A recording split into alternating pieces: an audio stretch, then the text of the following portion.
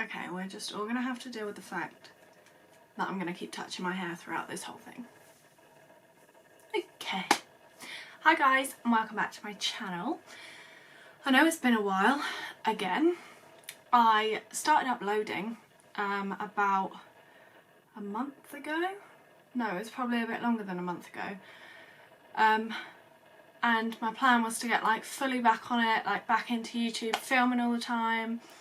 And then I ended up in hospital because I was really poorly, and I didn't really tell anyone. None of my friends really knew. It was just kind of like my family, because I didn't want to freak anyone out, and I didn't really know what was going on, and I was freaking out myself. So no one really knew, and then someone kind of said something to me and I was like, oh, well, I've been really ill, I've been in hospital. And since then quite a lot of people have asked me what was wrong and if I'm okay. I'm totally okay now, but I thought I'd come on and let you guys know what happened. So it was about a month ago now, and on a Saturday I woke up and I wasn't feeling very well. And then me and Mum went into town. I didn't have any like COVID symptoms or anything, so we needed to go into town and get some bits, so we did. And I was like, oh, I've got a really bad headache, like let's go into Wilko's, grab some paracetamol and have a drink and whatever. So we did that, and I didn't really think anything of it because I was due on. So I was like, you know, headaches, just feeling a bit run down. It's normal when you're due on. And then Saturday night I took a complete turn, and me and Ryan went to bed, and Ryan had to go home. And I got into bed and I was in pyjamas. I had like a big thick fluffy jacket on, and I was wrapped up in duvets and blankets, and I was just shivering uncontrollably. And I was like, I must have the flu or something, because that's when, you know, when you get the flu and you get really shivery. So I was like, oh, I must have the flu. And then Ryan came back and I couldn't really sleep. I was shivering so much, I was tensing, like my whole body was just rock hard, shivering, tensing. I think it got to about 2 or 3 in the morning, and Ryan was like, no, you're not good. Like my body to touch was boiling hot. I just could not stop shivering, which is why I thought it's the flu. And Ryan was like, I need to call someone because I don't know what to do. So he called 111, which is like the emergency number in the UK, but not like a 999 call. So it's like you call them to get advice, basically. So he called 111 and spoke to a lady, and then I ended up having to speak to her as well, despite not being really with it, to be honest. And I described my symptoms to her, and she said, okay, I'm going to get you to speak to another doctor. So she was like, just wait for this call from the doctor. It should be half an hour max. The next doctor called about 10 minutes later, and I described my symptoms to them. And obviously with the whole coronavirus thing, it was very, like, if you say one thing that could be coronavirus, they'll kind of freak out. But obviously I had to tell them all of my symptoms. And because I was so shaky and so tense, and I had been for so many hours, I had back pain, and they were then worried because I had back pain. And the other thing, of course, was coronavirus. So they said to me, right, you need to go online and you need to book a coronavirus test today. So Ryan did that while I was on the phone to the doctor, and he got me an appointment for 8:30 that morning. So this was Sunday morning now. And then once I'd spoken to the doctor, another doctor then called me, and she got me in to see an emergency doctor at, I think it was like 11 o'clock on the Sunday. So Ryan drove me to Reading, which is near where I live, was it Reading? No, Newbury. It was Newbury Racecourse. They were doing the testing. So Ryan drove me there and I had a coronavirus test, and then we drove home. Ryan drove home, I couldn't drive, I was in no state to drive. And then Ryan went home to get some sleep because he hadn't slept all night and neither had I. And then my mum drove me to the emergency doctor's appointment, and I went in and the doctor was like, okay, I think you've got gastroenteritis, because I was like going to the toilet. TMI, if you don't like it then cut out, I went to hospital for God's sake. So yeah, I was going to the toilet a lot and I couldn't keep anything down, and the doctor said, I think you've got gastroenteritis. I'm not majorly worried right now because you don't look dehydrated or anything like that. He was like, you need to go and get like these medications and stuff, and you need to drink lots of fluids and kind of like flush it out. So I was like, right, okay. And then when we got home, I started then being sick, and I hadn't been sick before. I was just going to the toilet a lot. Once we got home from the doctor's appointment, I then started being sick, and that carried on. So what was that, Sunday? That carried on all of Monday, and then I think it was Tuesday night, so all day Tuesday, all day Monday, all day Tuesday, I had all of these symptoms still. I was in bits. I wasn't eating because I just couldn't keep anything in. I was drinking as much as I could. I was drinking Lucozade. It was disgusting. But that's all I could kind of try and keep down. And I was still being sick and going to the toilet, and I had like severe stomach cramping. Like, I've honestly, hand on heart, never been in so much pain in my entire life. And I reached a point, and Ryan wasn't with me now because he was at work. I got the all clear from my coronavirus test, by the way. And then Ryan went back to work. And then on Tuesday evening, I went into my mum's room and I was just like, I can't do this anymore. Like, I'm in absolute, like, bent over in agony. Like, I can't keep anything in. I'm going to the toilet every 5 minutes. I'm being sick. I just feel awful, like really, really awful. And I'm not the best with illness, but I think everyone could see that I was really poorly. So my mum then called 111 again because I was still shaking. I'd been going to the toilet for 3 days straight now. Couldn't keep any food in me. I had the worst cramping I could ever experience. So mum called 111 again, and again they were concerned, and they told me that they were going to get a doctor to call me. The doctor that called me happened to be the same doctor that I saw on Sunday afternoon. So he called me and he said, oh, Ella, I think I saw you on Sunday. And I said, oh yeah, that's kind of a good thing, I guess. And he was like, look, you don't sound good. I'd like to video conference with you so that I can see you. And he was like, is that okay? And I was like, yeah, that's fine. I'm not in any kind of state. And he was like, that's fine. So he video called me, and he was like, he could see how much pain I was in, and he was like, you need to go to the hospital now. He said, is there anyone there that can take you?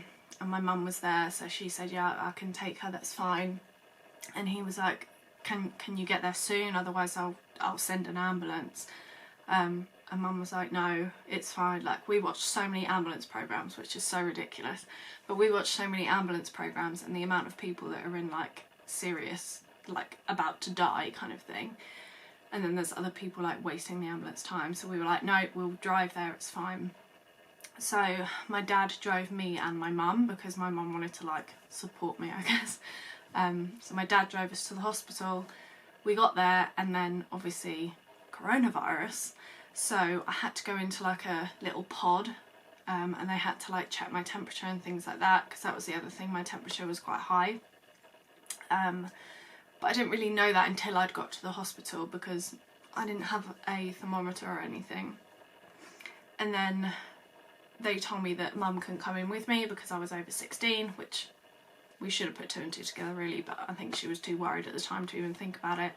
I ended up going into the hospital, and by this point I was in so much pain I just didn't care. I was like, can somebody please just help me, because I'm in agony and I don't really know what to do anymore. So I went in, and I think they could see how bad it was. The doctor called ahead and told them that I was coming, and I got there and they checked my blood pressure and my temperature and everything like that, and I was just kind of like not really with it at all really. I was in absolute agony.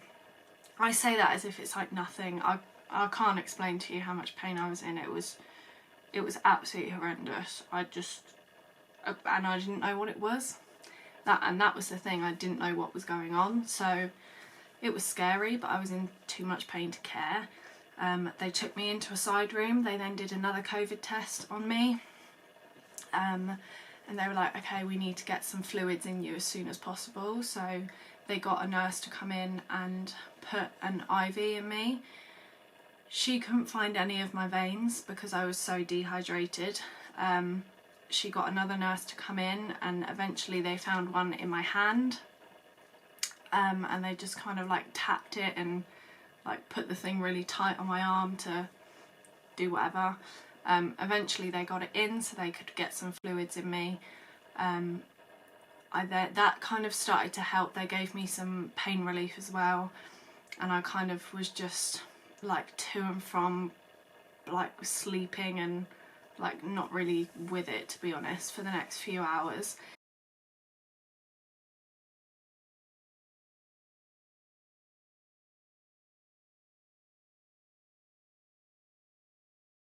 And then I think about 3:30 on Wednesday morning they admitted me, and I went up to a different ward, and that is where I stayed for all of that night until I stayed in hospital until Friday. So I went in Tuesday night, I came out on Friday.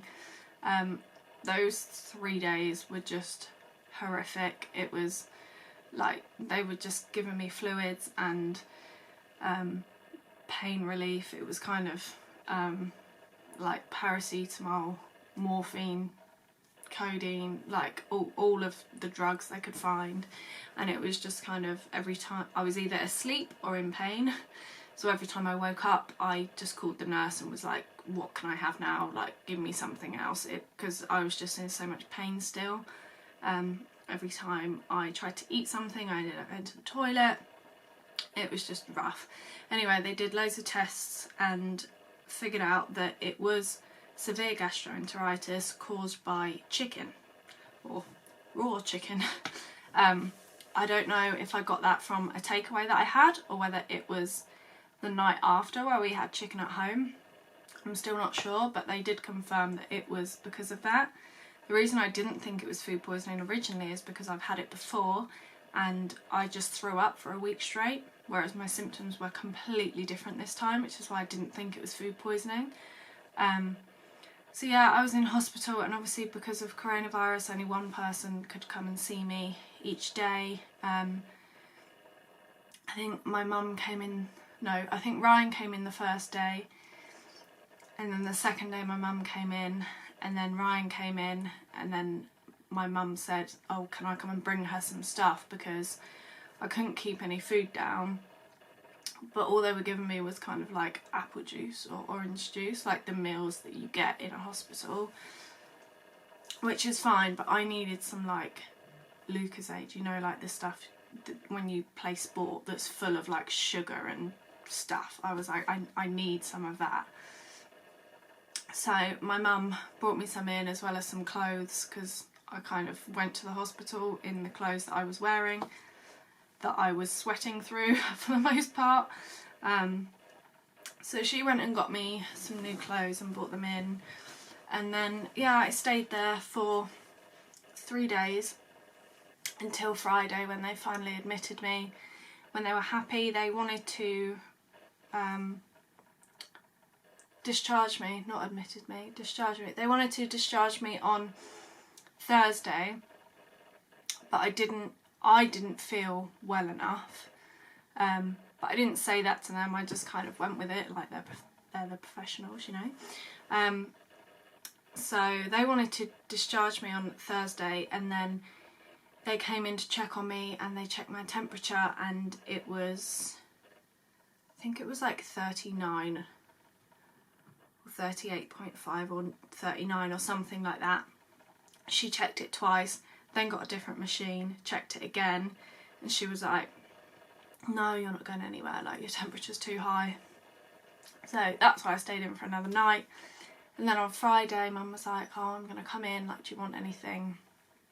And I was like, all I wanted was some ready salted crisps. Like something that was salty. I was like, I want ready salted crisps and Lucozade, because I needed something in my body. They then signed me off work for the whole of the following week and sent me home with paracetamol, anti-sickness and codeine, and put me on bed rest basically for the next week, which obviously as the week went on I kind of got better, and then yeah, that was that. So I'm completely over it now, but I won't wish it on my worst enemy.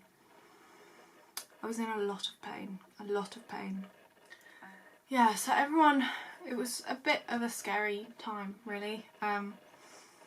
Everyone was very worried and everything, but I recovered from it as the following week went on. I felt better and better. And then, yeah, now I'm like over it, and it was like a 2-week intense, awful time, and I'd never been in hospital before, so that was a whole new thing for me. But yeah, I just wanted to let everyone know what happened because loads of people were asking me, so there we go, that's what happened. It was awful, but we're okay now. And I'm now working on myself. I ended up losing 1/2 stone in a week, which was a lot. I wanted to lose some weight before, not like that. I'd rather have gained it. That was awful. But yeah, I lost 1/2 stone in a week, and now I'm working on myself to get my body healthy and fighting fit again. But yeah, that's why I disappeared. But now I'm back and I'm planning to upload more videos for you, so if there's anything that you'd like to see, pop it in the comments below and I'll film it. I'll see you in my next video. Bye.